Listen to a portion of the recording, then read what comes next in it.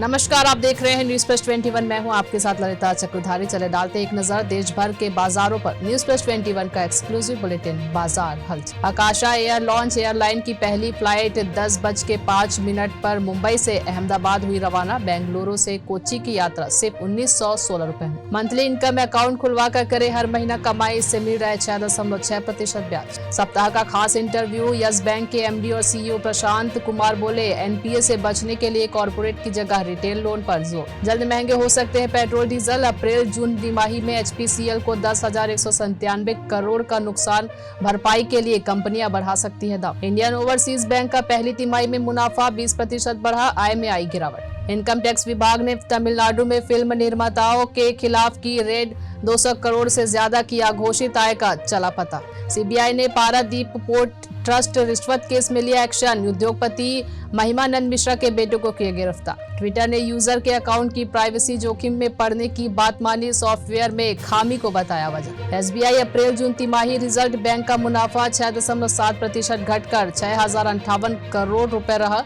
आय में भी आई गिरावट। हुंडई की नई टैक्सन कार 10,000 अगस्त को होगी लॉन्च, 3,000 तक हुई बुकिंग। ऐसी ही जानकारी से लगातार अपडेट रहने के लिए देखते रहिए न्यूज प्लस 21, आपके हक की बात।